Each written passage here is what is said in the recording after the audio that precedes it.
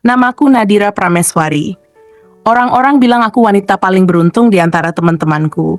Bagaimana tidak, aku menikah dengan pria mapan, tampan, dan penuh wibawa bernama Raka Adiwijaya. Dia pengusaha muda yang sukses di bidang properti. Rumah kami besar, bergaya modern dengan dinding kaca tinggi, lampu gantung kristal yang berkilauan di ruang tengah, serta halaman luas yang ditata rapi seperti taman hotel bintang 5. Di mata orang luar, aku istri yang dimanjakan suami.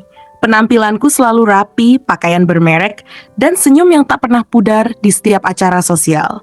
Banyak yang iri, bahkan ada yang terang-terangan mengatakan bahwa aku menikah dengan pria sempurna. Mereka tidak tahu senyumku hanyalah topeng. Beberapa bulan terakhir Raka berubah. Ia yang dulu hangat dan penuh perhatian, kini sering pulang larut malam.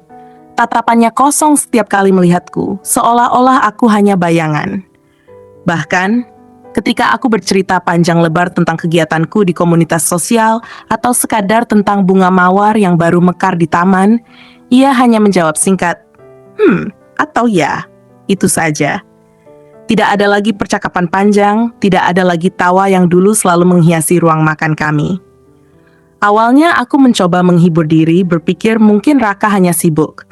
Proyek-proyek besar yang ia tangani memang bisa menguras energi. Tapi batin seorang istri jarang salah. Ada sesuatu yang berubah, dan perubahan itu bukan sekadar lelah kerja. Malam itu aku terbangun karena haus. Jam menunjukkan pukul 1 dini hari.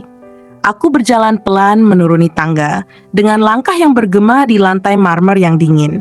Lampu di lorong menuju dapur remang-remang, hanya cahaya kecil dari lampu dinding yang menerangi jalan. Saat sampai di dekat dapur, aku berhenti. Pintu dapur tidak tertutup rapat, hanya setengah terbuka. Dari celah itu, kulihat pemandangan yang membuat napasku tercekat.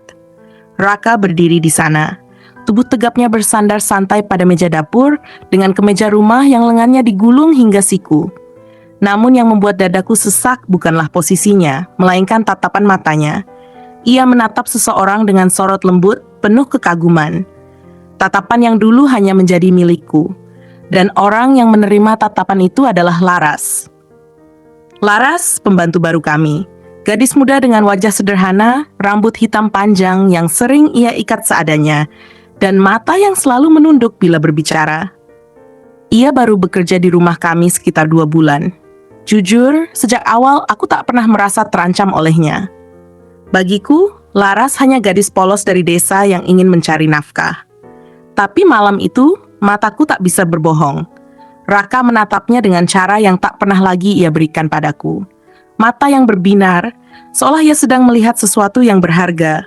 Aku berdiri kaku di balik pintu, berusaha menahan getaran di dadaku. Suaraku keluar begitu saja, nyaris tanpa sadar.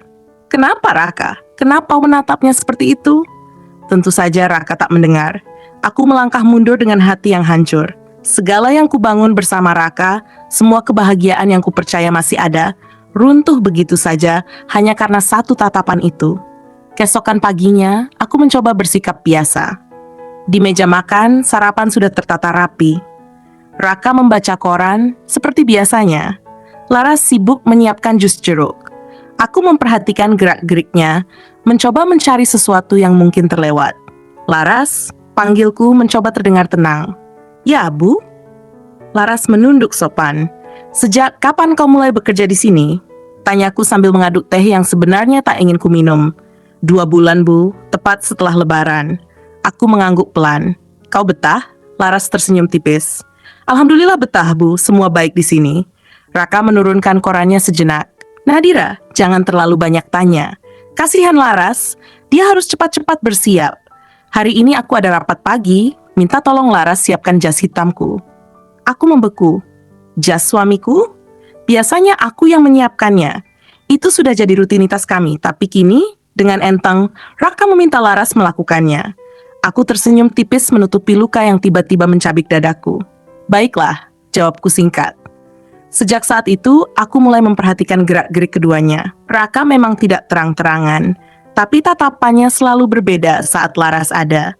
Ada kehangatan yang ia sembunyikan, meski tidak cukup pandai menutupi. Dan Laras, ia selalu menunduk, seperti berusaha menjaga jarak. Tapi aku bisa merasakan kegugupannya setiap kali Raka berada di dekatnya. Hari-hari berjalan penuh kegelisahan. Aku merasa seperti orang asing di rumah sendiri. Setiap kali Raka berbicara dengan Laras, jantungku berdegup tak karuan. Aku mencoba menepis pikiran buruk. Tapi semakin ku tepis, semakin jelas kebenaran itu menamparku. Hingga suatu malam, aku kembali terbangun. Kali ini aku sengaja berjalan pelan ke arah taman belakang. Dari balik tirai jendela ruang keluarga, aku melihat Raka berdiri di sana. Laras ada di depannya, membawa nampan berisi teh hangat. Raka menatapnya lama sekali, seolah ingin mengukir wajah Laras di dalam hatinya. Aku ingin marah, ingin berteriak, tapi suara itu lebih dulu terdengar.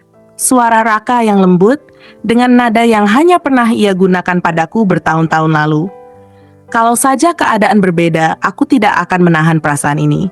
Tanganku menutup mulutku sendiri, menahan isak yang hampir pecah. Kakiku bergetar, tubuhku melemah, air mataku jatuh, membasahi pipi tanpa bisa kuhentikan. Aku berbalik, berlari kecil menuju kamar dengan hati yang hancur berkeping-keping. Malam itu, untuk pertama kalinya aku sadar, aku bukan lagi satu-satunya yang mengisi hati suamiku. Dan yang lebih menyakitkan, orang itu bukan wanita selevel denganku. Bukan rekan kerja, bukan wanita karier, bukan pula mantan kekasihnya, tetapi pembantu di rumah kami sendiri. Aku terbaring di ranjang dengan tubuh gemetar. Bayangan tatapan Raka pada Laras terus menghantui benakku. Tatapan itu nyata, bukan kebetulan. Itu tatapan seorang pria yang sedang jatuh cinta. Aku menatap langit-langit kamar, memejamkan mata sambil berbisik lirih. Kenapa harus dia, Raka? Kenapa harus Laras, pembantu kita sendiri?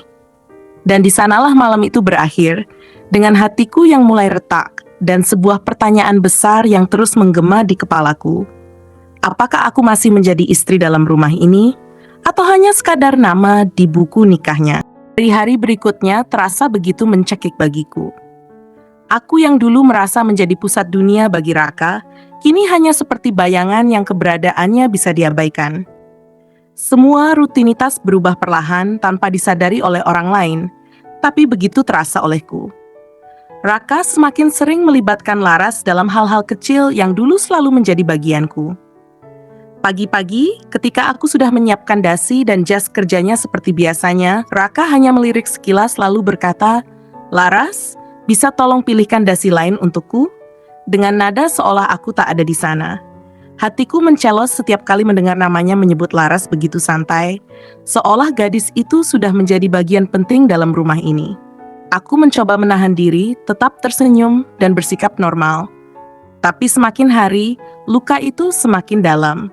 Raka mulai terang-terangan memuji masakan Laras. "Enak sekali sayur asamnya, rasanya pas di lidah," katanya sambil menatap Laras dengan senyum tipis. Padahal aku juga ikut memasak, tapi tak sekalipun dia menyinggung masakanku. Yang paling menyakitkan, aku melihat sorot matanya. Tatapan itu lebih lama dari seharusnya. Ada sinar kagum yang sama seperti malam itu di dapur. Dan aku tahu, tatapan itu bukan sekadar basa-basi. Itu tatapan seorang pria yang sedang jatuh hati. Aku menahan sesak di dada, tapi pada akhirnya aku tidak bisa terus berdiam diri. Malam itu, setelah makan malam, aku memberanikan diri bicara. Kami duduk di ruang keluarga, Raka sibuk dengan laptopnya, sementara aku duduk di sampingnya. "Raka," suaraku bergetar, tapi kuusahakan tetap tenang. "Aku merasa kau berbeda. Apa ada sesuatu yang kau sembunyikan dariku?" Raka berhenti mengetik, lalu menatapku sebentar. Wajahnya datar, tidak menunjukkan apa-apa. Ia menghela napas panjang. "Kau terlalu banyak berpikir, Nadira. Jangan cemburu pada orang yang bahkan tak selevel denganmu." Kata-katanya seperti pisau yang menghujam jantungku. Cemburu pada orang yang tidak selevel denganku? Jadi benar, Laras bukan sekadar pembantu di matanya. Ia sudah menjadi seseorang yang membuatku merasa kalah. Aku mencoba menahan air mata agar tidak jatuh di hadapannya. "Jadi kau menganggap aku hanya berlebihan?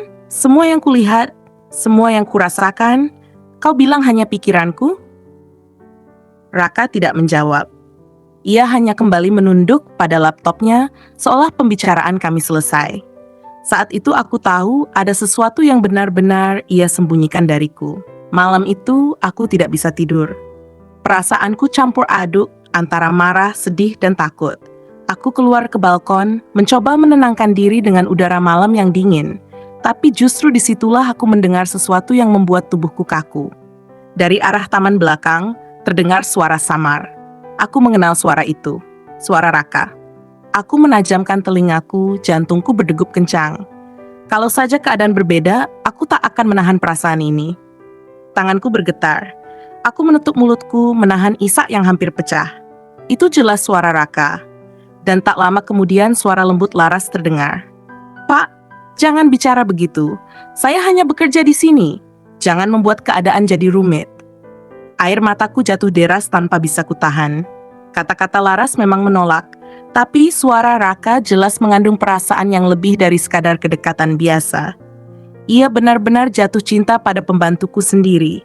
Aku ingin berlari menghampiri mereka, ingin menjerit di hadapan keduanya, tapi kakiku tak sanggup melangkah. Seakan tubuhku membeku, hanya mampu berdiri di balkon sambil mendengar percakapan itu. Raka terdiam cukup lama sebelum akhirnya berkata lirih, "Kau tidak mengerti, Laras. Ada sesuatu dalam dirimu yang membuatku merasa dekat. Sesuatu yang tak bisa kujelaskan." Aku menutup wajahku dengan kedua tanganku. Aku tidak sanggup lagi mendengar. Hatiku hancur berkeping-keping. Semua yang selama ini kutakutkan ternyata benar.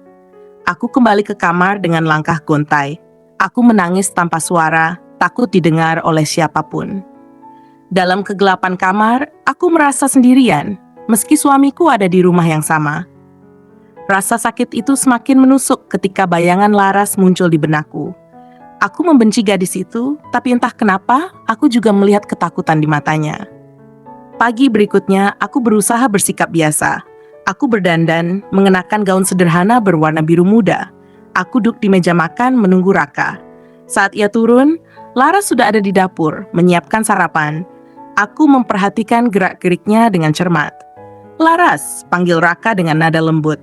"Setelah ini tolong cek jas abu-abu saya ya. Saya ada acara penting siang nanti." Aku tersenyum miris. Lagi-lagi Laras. Aku tak bisa lagi menahan perasaan ini. "Raka?" Suaraku sedikit bergetar. "Bukankah biasanya aku yang menyiapkan semua itu untukmu?" Raka menatapku sekilas, lalu berkata dingin, "Aku hanya minta tolong pada Laras. Tidak ada yang salah dengan itu, kan?" Aku tercekat. Laras hanya menunduk, terlihat serba salah. Aku ingin marah padanya, tapi matanya penuh ketakutan. Ia seperti tidak menginginkan semua perhatian ini, tapi terjebak di dalamnya. Hari itu, aku memutuskan mengikuti firasatku. Malam nanti, aku akan mencari tahu apa yang sebenarnya terjadi. Aku tidak bisa terus hidup dalam ketidakpastian. Malam pun tiba. Aku pura-pura tidur lebih awal, tapi sebenarnya aku menunggu. Jam menunjukkan hampir tengah malam ketika ku dengar langkah pelan di lorong. Aku segera bangkit, berjalan mengendap ke arah balkon. Dari balik tirai, aku melihat Raka kembali berdiri di taman. Kali ini ia tidak sendiri. Laras ada di depannya, menunduk dalam-dalam, sementara Raka berbicara dengan nada tegas. "Kau tidak bisa terus menghindar dariku, Laras. Aku ingin tahu kenapa aku merasa ada ikatan denganmu." Aku terperangah. "Ikatan? Apa maksudnya?" Laras menggigit bibirnya, matanya berkaca-kaca. "Pak, jangan memaksa. Ada hal yang tidak bisa saya ceritakan," desak Raka. Air mata Laras jatuh. Ia berbalik, hendak pergi, tapi Raka menahan lengannya. "Katakan, Laras. Aku harus tahu." Aku berdiri di balik tirai dengan tubuh bergetar. Jantungku seakan berhenti berdetak. Apa yang akan dikatakan Laras? Apa rahasia yang selama ini ia sembunyikan? Namun sebelum aku sempat mendengar jawabannya, Laras menjerit pelan, lalu berlari meninggalkan taman. Raka berdiri kaku, wajahnya penuh kebingungan dan frustrasi.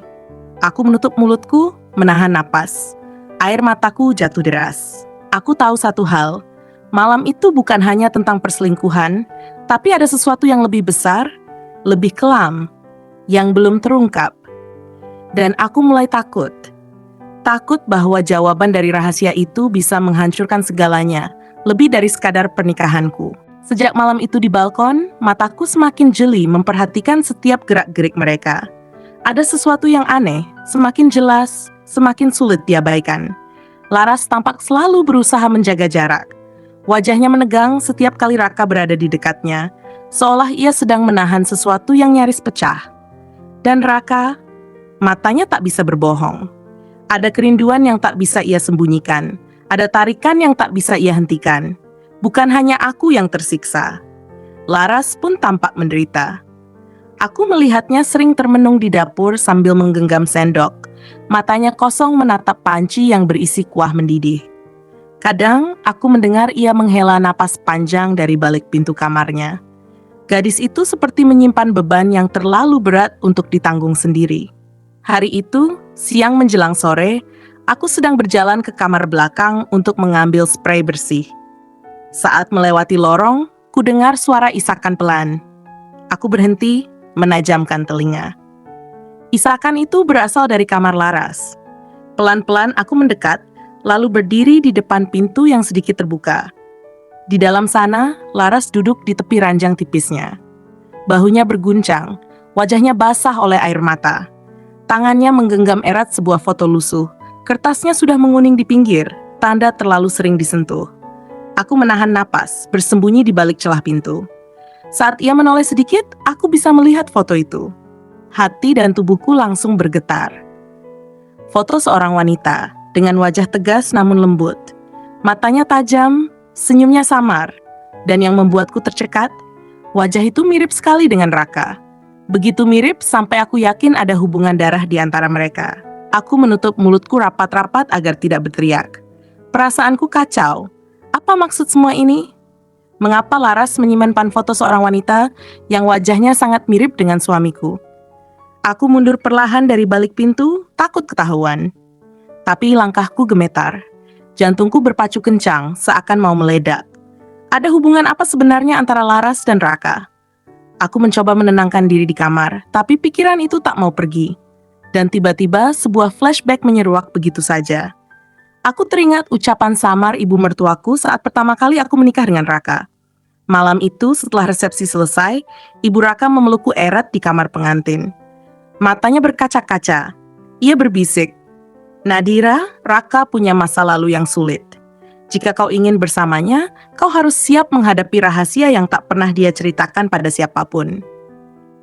Saat itu aku hanya tersenyum kaku, mengira itu hanya ucapan seorang ibu yang khawatir. Aku tidak pernah memikirkan lebih jauh. Tapi kini, setelah semua kejadian, kata-kata itu kembali dengan makna yang jauh lebih berat. Rahasia itu mungkin ada hubungannya dengan Laras. Keesokan paginya, aku tidak bisa menahan rasa ingin tahuku. Aku memperhatikan Laras yang sedang membersihkan meja makan. Tangannya gemetar halus, matanya bengkak karena tangisan semalam. Aku ingin bertanya, tapi bibirku kaku. Sampai akhirnya aku mencoba bicara. "Laras," panggilku pelan. Ia tersentak lalu menunduk dalam. "Iya, Bu," suaranya lirih, nyaris tak terdengar. Aku menatapnya lekat. "Kau menyembunyikan sesuatu bukan tentang Raka?" Laras langsung membeku. Piring di tangannya hampir terlepas. Saya tidak mengerti maksud ibu." Aku mendekat, suaraku bergetar. "Jangan bohong, aku melihatmu semalam. Foto itu, siapa wanita di dalamnya? Mengapa wajahnya mirip sekali dengan suamiku?" Laras terdiam. Air matanya langsung jatuh, tanpa bisa ditahan. Ia menggigit bibirnya kuat-kuat, seolah menahan kata-kata yang ingin keluar. "Maaf, Bu," katanya akhirnya, suaranya pecah. "Saya tidak bisa menjelaskan. Tolong jangan paksa saya." Aku ingin meraih tangannya, tapi ia mundur selangkah, wajahnya panik. Lalu ia berlari ke kamar dan menutup pintu rapat-rapat. Aku berdiri di ruang makan dengan tubuh gemetar. Rasa penasaran semakin membakar dadaku. Ada rahasia besar yang disembunyikan, dan aku tidak bisa berdiam diri lagi. Hari itu aku memutuskan untuk mencari tahu sendiri. Aku ingat ibu mertua pernah berkata, "Jika kau ingin mengerti, suatu hari pergilah ke rumah lama keluarga kami. Di sana ada jawaban yang tidak bisa Raka katakan." Rumah lama itu ada di pinggiran kota, sudah lama ditinggalkan. Sore harinya, dengan alasan pergi belanja, aku memberanikan diri untuk menuju ke sana. Jalanan sepi, pohon-pohon besar menaungi sepanjang jalan. Rumah itu tampak tua, cat dindingnya mengelupas, jendela-jendelanya berdebu. Tapi begitu aku masuk ke dalam, udara terasa dingin, menekan dadaku. Aku berjalan menyusuri ruang tamu yang penuh perabot tua. Rak buku di pojok masih terisi. Meski berdebu, tanganku gemetar saat menyentuh salah satu album foto yang tertutup kain putih. Perlahan aku buka. Halaman pertama menampilkan foto seorang wanita, dan aku terhenyak. Wajah yang sama dengan foto di tangan Laras semalam. Wanita itu tersenyum anggun, berdiri di samping seorang pria yang tampak gagah. Dan di bawah foto itu tertulis, Raka kecil bersama ibunya Ratna. Aku menutup mulutku. Jadi wanita itu adalah ibu Raka. Tapi mengapa Laras menyimpan fotonya? Apa hubungan mereka sebenarnya? Aku membalik halaman lain, mataku menangkap sesuatu yang membuatku nyaris pingsan.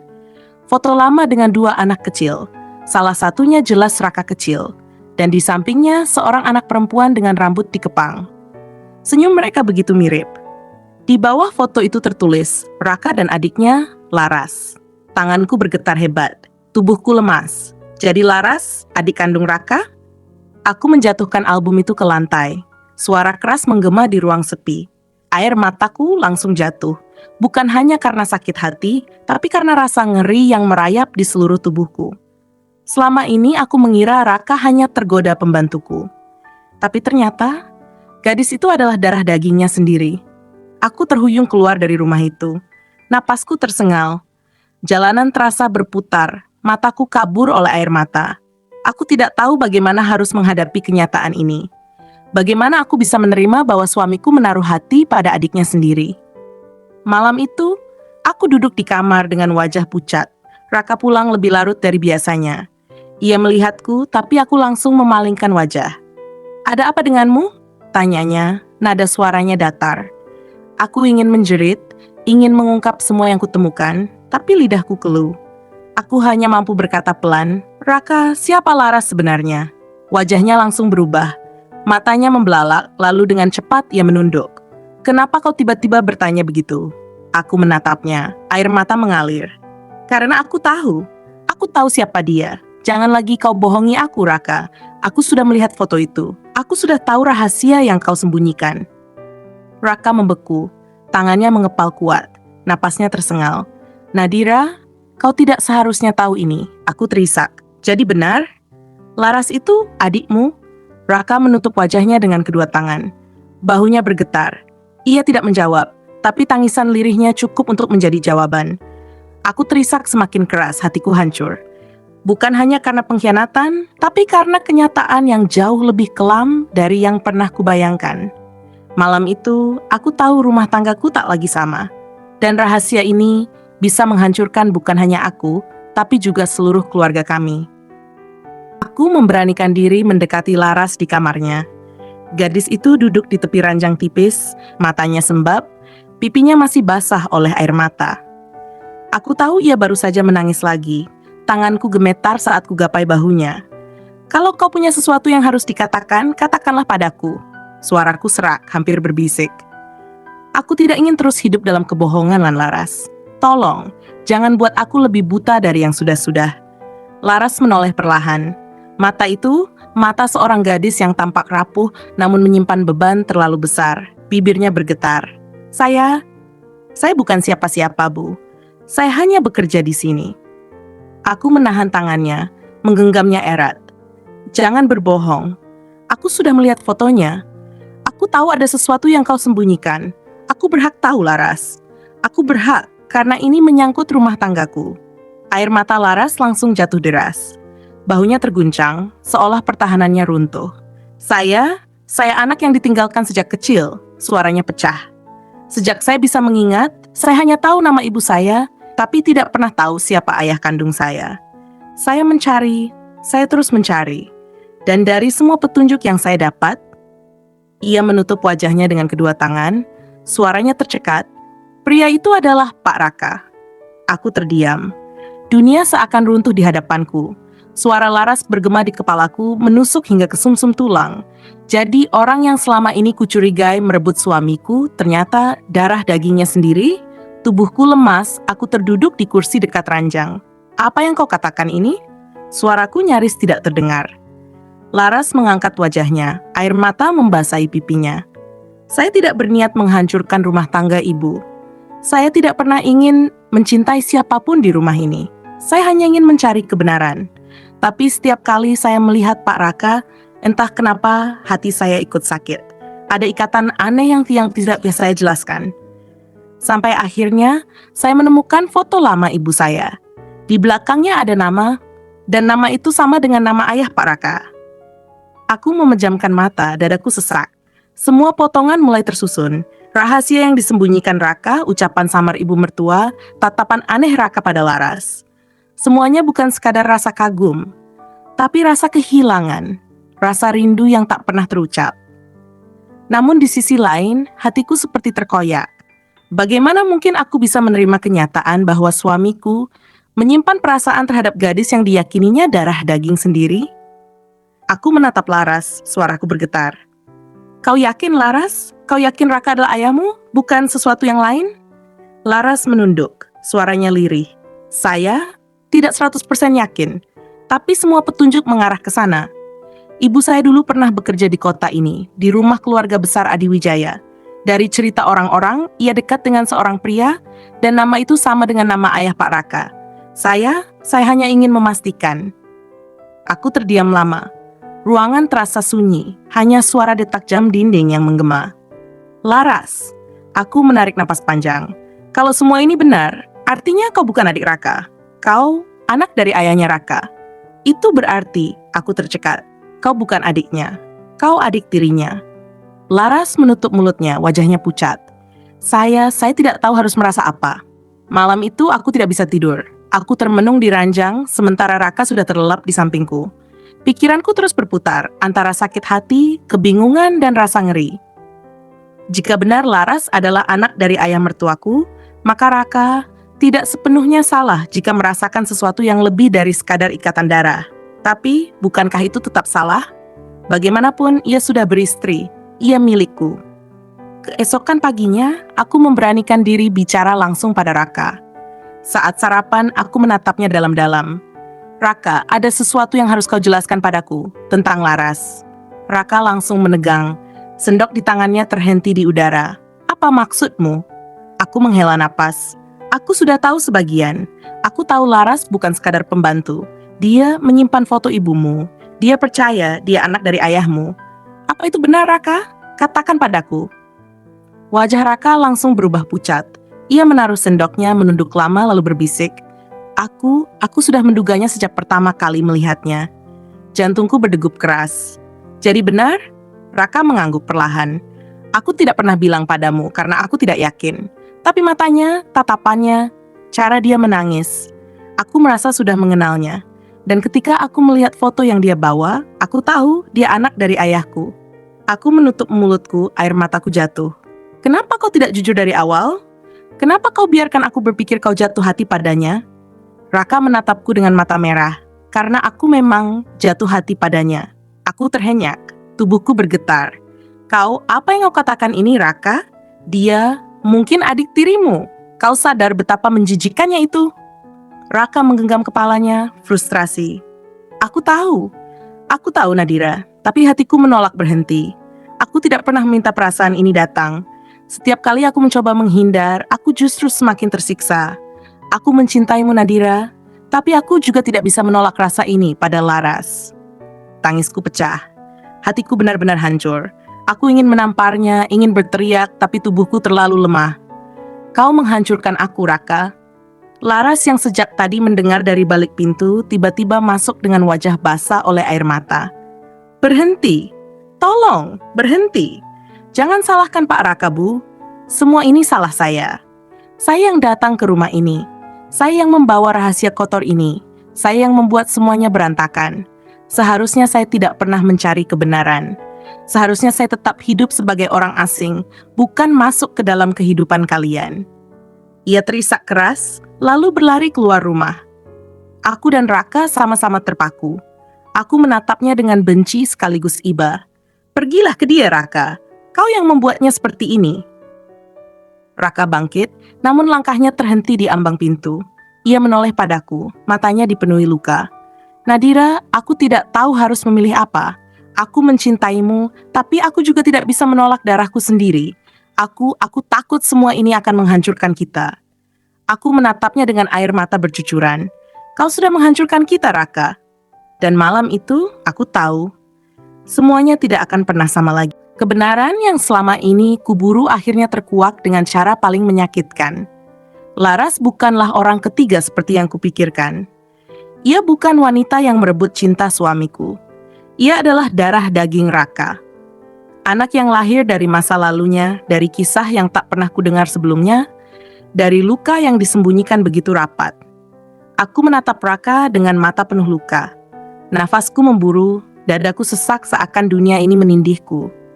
Kau menyembunyikan semuanya dariku. Kau membuatku berpikir kau mengkhianati pernikahan kita. Suaraku bergetar, tapi penuh dengan ketegasan. Raka terdiam. Bahunya merosot, matanya berkaca-kaca. Wajah itu bukan wajah seorang pria yang menang, melainkan pria yang kalah oleh rahasia yang terlalu lama dipendam. Aku tak tahu, Nadira. Aku benar-benar tak tahu, ucapnya serak. Aku hanya merasa dekat dengan Laras tanpa mengerti kenapa. Ada sesuatu yang menarikku padanya, tapi aku tak bisa menjelaskan. Kini semuanya jelas. Laras yang duduk di kursi pojok ruang tamu menunduk, tangannya menggenggam erat foto lusuh yang sebelumnya kutemukan. Air matanya jatuh satu persatu, membasahi pipi pucatnya. Saya hanya ingin mengenal ayah saya, bukan menghancurkan rumah tangga siapapun, bisiknya lirih. Aku memejamkan mata. Rasanya aku ingin berteriak, ingin memecahkan segala kaca di rumah ini, ingin melarikan diri sejauh mungkin. Tapi tubuhku kaku, seakan kakiku terikat oleh kebenaran yang telanjur menyayat jantungku. Rasa sakit itu nyata, tapi ada sedikit kelegaan di dalamnya.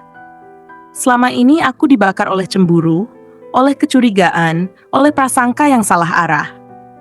Kini aku tahu, yang kutakuti bukanlah perselingkuhan, melainkan rahasia masa lalu yang tak pernah kuduga. Raka mendekat, mencoba menyentuh tanganku, tapi aku menepis dengan kasar. Jangan sentuh aku, Raka. Kau membuatku hampir gila dengan tatapanmu pada Laras, dengan kedekatan kalian yang tak bisa kupahami. Kau membuatku merasa kecil, tak berharga, seolah-olah aku tak cukup untukmu. Suaraku menggema di ruang tamu. Laras tersentak, Raka terdiam membeku. Aku bisa melihat rahangnya mengeras, seakan ia menahan diri untuk tidak jatuh semakin hancur di hadapanku. Nadira, katanya lirih, aku memang salah. Salah karena tidak pernah menceritakan masa laluku.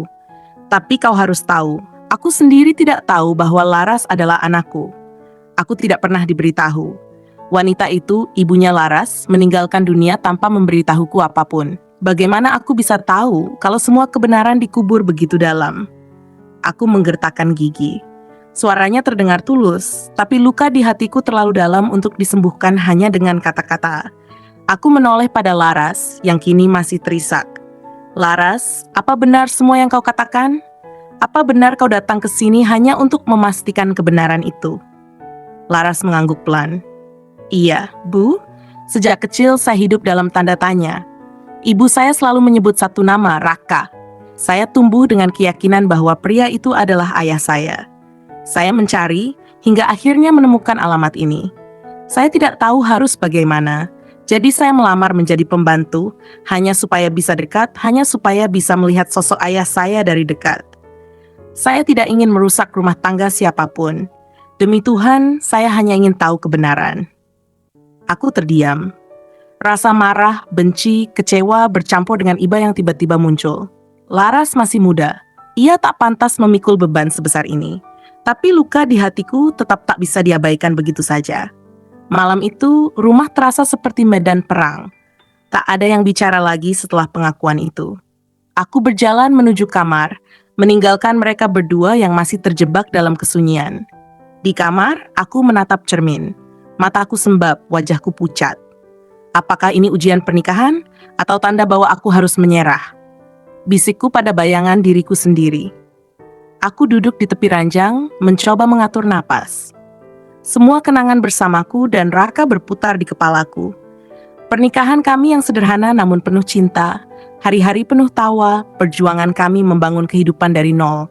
Dan kini, semua itu terasa runtuh hanya karena satu rahasia masa lalu. Tiba-tiba pintu kamar diketuk pelan. Suara Raka terdengar dari luar. Nadira, boleh aku masuk? Aku terdiam. Sebagian diriku ingin berteriak, jangan ganggu aku. Tapi bagian lain masih haus akan penjelasan, masih membutuhkan alasan untuk bertahan. "Masuklah," kataku akhirnya, dengan suara yang nyaris tak terdengar. Raka melangkah masuk, wajahnya kusut, mata merah. Ia duduk di tepi ranjang, menjaga jarak dariku. "Aku tahu aku mengecewakanmu," ucapnya pelan. "Aku tahu kau merasa dikhianati. Tapi Nadira, kumohon jangan biarkan rahasia masa laluku menghancurkan kita. Aku mencintaimu. Sejak awal hanya kau yang kuinginkan." Aku menatapnya, air mataku mengalir tanpa bisa kutahan. "Kalau kau benar mencintaiku, kenapa kau tidak pernah jujur?